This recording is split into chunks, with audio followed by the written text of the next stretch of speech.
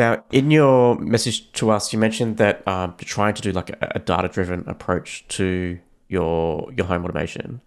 Do you have like how are you collecting that data and are you like visualizing it? Like how are you trying to do Yeah. that? And what are you collecting?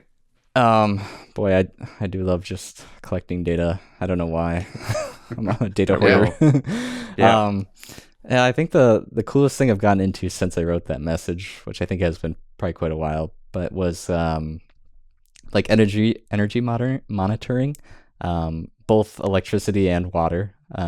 So it was kind of like a fun little rabbit hole to go down there. The one I started with was water, and I thought that'd be a lot easier than it was, but the way I ended up getting that to work after trying some other solutions and looking for some native solutions from my like energy provider, and none of them were like any good. It was like maybe it updates once a week or something. But I got one of those RTL-SDR antennas. Yeah, and then I was like tuning the frequencies and stuff. It was kind of crazy when I did that. I was like, whoa, I can see everybody in my neighborhood's water usage right now. Um, but yeah, I was able to like figure out which one was mine, like pin down the ID and then run that service in a Proxmox LXC. And then I like send that over to Home Assistant through MQTT.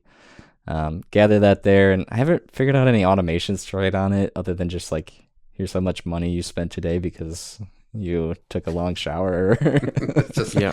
it's just depressing. Yeah. Yeah. Maybe I'll take that one back down. um, Like if you're doing something like solar panels or like trying to reduce your energy, like you can't reduce your energy. Well, you can reduce, but you can't. You should track what you're trying to reduce, right? Like so, there's no point in saying, "Oh, we've used less energy." Well, actually, can you quantify that? Like, are you tracking it? What if you used less energy? Oh, maybe you just didn't run the washing machine. Now you actually have that data, right? So yeah, I think step one is always collecting the data first. Yeah, and I think the pairing up part, especially for water, is a little hard, right? You have one single source, and I can't like track it came from the sink, or I know they sell things now. I think you can put on your pipes, but they're like expensive, and you wouldn't put it on like every consumer. Yeah. So it's hard to say like why did this big jump of water, and it's like oh it's because the water softener ran, or somebody took a bath or something like that. And I will say the best one is knowing, because I have very hard water where I live. So I don't know if you guys are familiar with like what a water softener is, but Oh, yeah. okay. But essentially, I had no idea if it was doing its job or not. And having the insight into like the timing that water is being used, because I have it set up to do it at 3 a.m., but I'm never going to stay up to 3 a.m. to make sure it's actually working. So I can Yeah. just look at that chart now and be like, oh, here's a giant edge of water usage, because when it does the recharges, it uses a ton of water. And I'm like, oh, well, clearly it's doing its thing. So That's cool. yeah. It's a good keep your softener honest, I guess. It's Yeah, very exciting things. Yeah. yeah, Um, of course. so then I got into that and I was like, oh man, this energy dashboard's so like cool. I love the UI. Like I want more things to plug into it. So it's like I had a lot of smart plugs that did energy monitoring, but they're all consumers and I wanted like the source. So I got one of those. It's not the Emporia View, but it's like their competitor. It's a Refos actually. And they have like a native Home Assistant integration, like core integration. I was like, oh, that's cool. So I got that, and I wired it into my panel and put it on the things that like use the most power. I was like, all right, here we go. And the motivation behind this is like our energy bill started creeping up recently, and I was like, okay, what is this coming from? Like, it's so hard to figure out where it's coming from when you just don't know what things they're using. And I was like, okay, we're going to figure this out, because I now have a ton of smart plugs showing consumers. I have it on the breakers, so I know the consumers that way. So I can like almost triage it like 4 steps down in some cases.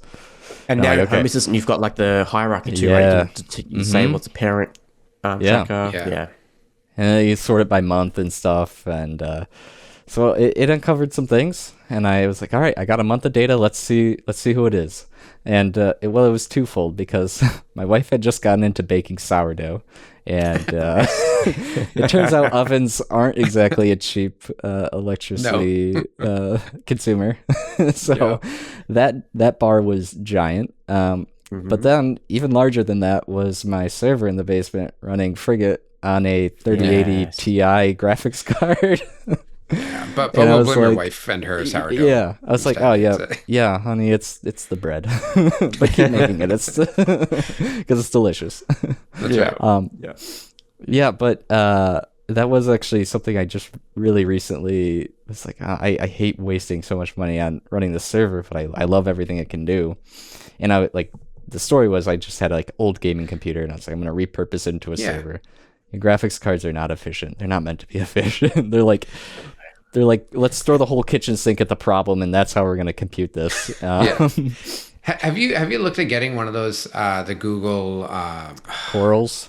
Yeah. Corals? Yeah, the Yep. names are So like that's the strange. AI accelerator, and I was looking into that a lot, and everything I googled was like, these are like 6 years old now, and they're not updating them, and it's like they're gonna be obsolete soon. And I found that Intel makes graphics cards that aren't good for gaming, but they're like very similar AI accelerator type things. They're not expensive, and it sips power. It's like 50 watts as opposed to 50 watts max, as opposed to like the draw that my 3080 Ti was doing at like 380 watts constant. So I actually this week switched over to that, and it's pulling like I think 5 to 10 watts. So giant reduction. Yeah. Have you? I know you were just talking about energy monitoring. Have you looked at the Power Calc custom component? That Oh. it uses software, so it's all like based on when a device is on. So they've got profiles for a ton of devices, like your Philips Hue bulbs will be on there, right? So it will detect all the devices in your home. This is an instance that it has a profile for, and then it will go, okay, the light bulb was on for 2 minutes. It's used this amount of energy, and then add that as an energy sensor against it. Oh, that's cool. So yeah, it's cool. It may not be like the most accurate, but people are out there, you know, they're getting their energy monitors and creating profiles for things. So it's as accurate as a software based one can be. So Yeah. and then you know maybe you can repurpose some of your smart plugs elsewhere, right? Like if you don't need it because Yeah. Power Calc's Yeah. got a profile for it, and you go, oh, okay, I can use that smart plug somewhere else to monitor energy. Yeah. But No, yeah, that's highly really recommend cool. Power Calc. What's the name of that? Yeah, Power Calc. I'll leave a Power link in the Calc. show notes as well. Yeah. Okay, yeah, that's cool. I'm gonna look into that.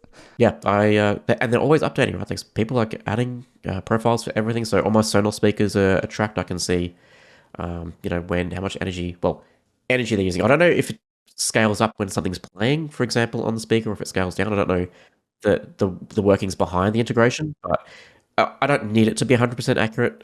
If I wanted it to be 100% accurate, I would use like a proper energy monitor behind it.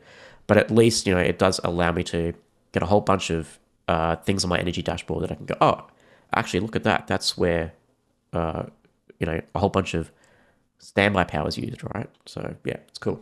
Yeah, no, that's really cool because I still have like my third highest bar is untracked consumption, so I just don't know where it's coming Yeah. from.